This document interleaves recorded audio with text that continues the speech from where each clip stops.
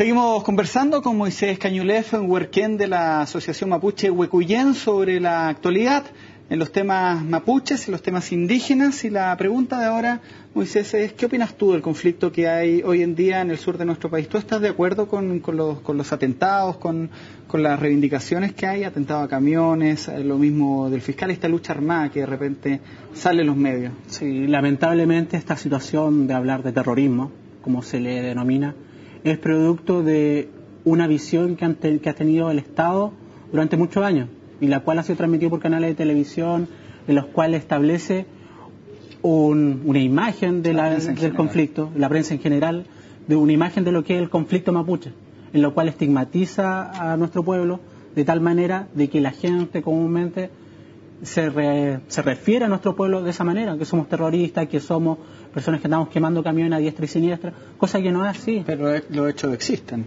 Hay hechos que han existido y los cuales también hay antecedentes que son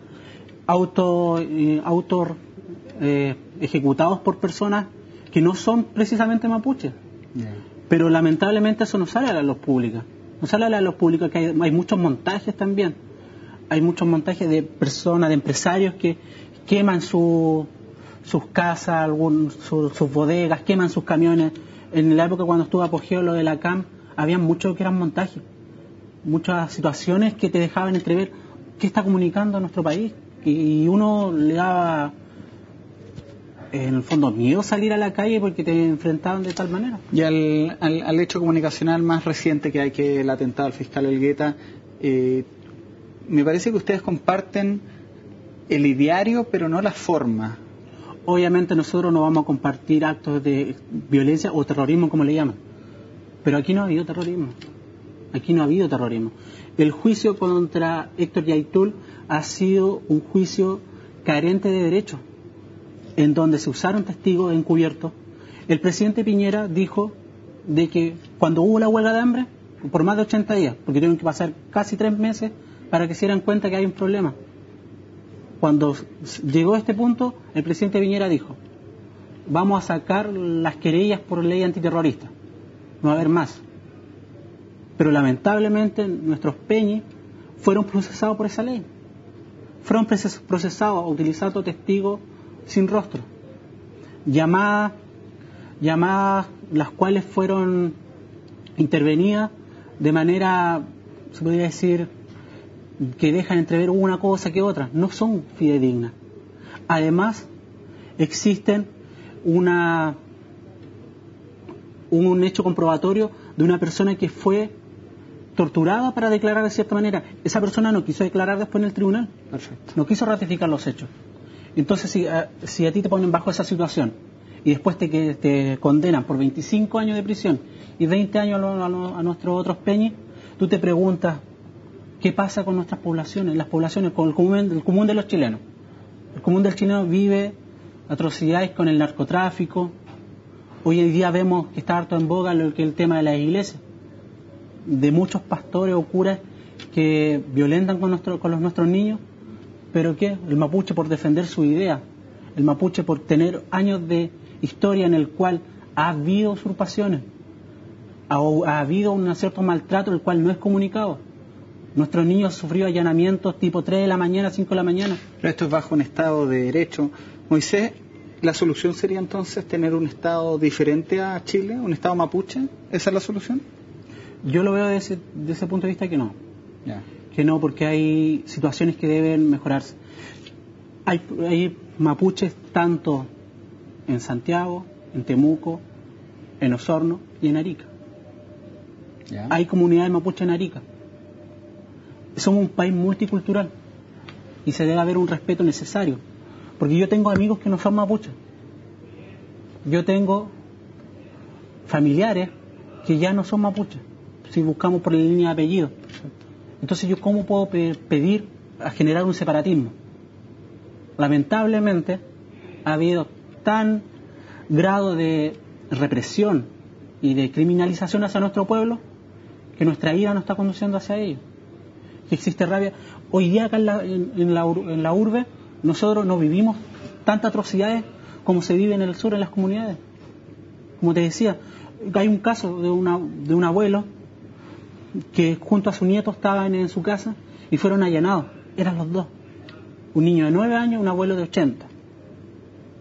Pero fueron atacados por carabineros, fueron allanados e incluso fueron detenidos. El niño tuvo que escapar hacia el campo buscando ayuda y fueron detenidos. Bueno, pero han habido sanciones en contra de los abusos. Recuerdo alguna imagen del año pasado en Temuco de un abuso policial que luego fue sancionado. Hablemos del cerco comunicacional. ¿Qué consideran ustedes como cerco comunicacional y por qué lo nombran? Porque es un tema bien recurrente. Sí, hoy en día con lo que es el 2.0 o en la Internet, nosotros hemos podido llegar más allá con la información. Romper este cerco. Romper este cerco. ¿Por qué se traducía en lo que era el cerco comunicacional? Por muchos años, incluso ahora todavía, muchos medios de comunicación, escrito, televisión, bloquean información que sí pasa, que son la otra arista de las noticias que ellos mencionan. O sea, ellos hacen ver una cara y no la otra. Perfecto. Entonces nosotros rompemos este cerco comunicando verdades con nuestros peñis, que muchos están en el sur, comunican lo que está pasando. Hay comunicadores mapuches que viajan a las zonas que están en conflicto y entregan la información. Si no fuera por romper el cerco comunicacional, nosotros no podríamos haber informado el caso de Elena Varela, que fue detenida por hacer un documental, por tratar de ingresar e informar hacia la luz pública lo que estaba pasando. O muchos otros periodistas italianos o franceses que han sido requisados su instrumento de trabajo. ¿Tú ocupas Twitter? Yo ocupo Twitter, sí. ¿Y lo ocupas para comunicarte con otras personas, para compartir intereses en común? Sí, para comunicarme, para saber de lo que está pasando con otros peñis y para, en el fondo, establecer y llevarle la noticia a personas que no saben de la noticia de lo que está pasando, no saben de esa información. Por último, para hacer un medio de comunicación propio, porque muchas veces uno puede estar en acuerdo o en desacuerdo con lo que comunica cierto medio de comunicación, sí. Sin embargo, uno como persona natural tiene una visión diferente. Entonces, encuentro, y por lo que me dices tú, que la Internet ha sido una herramienta súper importante para ustedes para poder mostrar su cultura y también mostrar su versión de los hechos. Así es. El Twitter, el Facebook o los blogs que hay muchos, o los periódicos digitales mapuches que hay, han contribuido a su pueblo y a la gente no mapuche a informarse. En el caso hay muchos diarios digitales, el Asquintúe, el Mapu Express, que contribuyen y hacen un gran esfuerzo y un gran trabajo para nuestra gente. Yo mismo me informo de ellos y confío en la información que están dando. Entonces eso garantiza romper el cerco comunicacional. Perfecto. ¿A quién siguen los mapuches en Chile? ¿Quién es el líder? Podríamos hablar, por ejemplo, del huerquén de todas las tierras, Aucán Wilcamán. ¿Él es el líder de los mapuches en Chile o hay más? Siempre se ha catalogado a Aucán como el líder, pero yo creo que no es así. No es así, porque él es, como tú lo dices, el líder de todas las tierras, de una cierta organización. Pero nosotros como mapuches conformamos lo que es una comunidad. Nosotros trabajamos sin egos propios, sin, se podría decir, sin personalidades que uno quisiera decir yo soy más que otro, yo puedo hacer esto y tú no. Nosotros somos una comunidad en la cual diferentes tipos de organizaciones, lo que pasa en las marchas, y confluyen distintos tipos de organizaciones y bajo ese marco organizativo se realizan las actividades.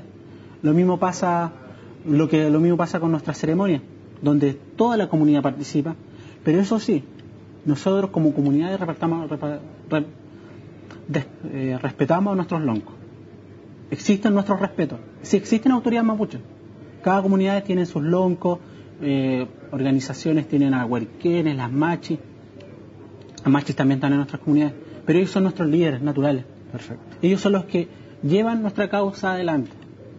Entonces, no es que determinada persona busque una idea, porque estamos hablando de una idea de nación mapuche. Para cerrar, Moisés, ¿cómo lo podría hacer alguien que se interese en participar con ustedes o en mantener contacto con ustedes, con tu comunidad o con otras comunidades mapuches que hay en Santiago y en las diferentes regiones del país?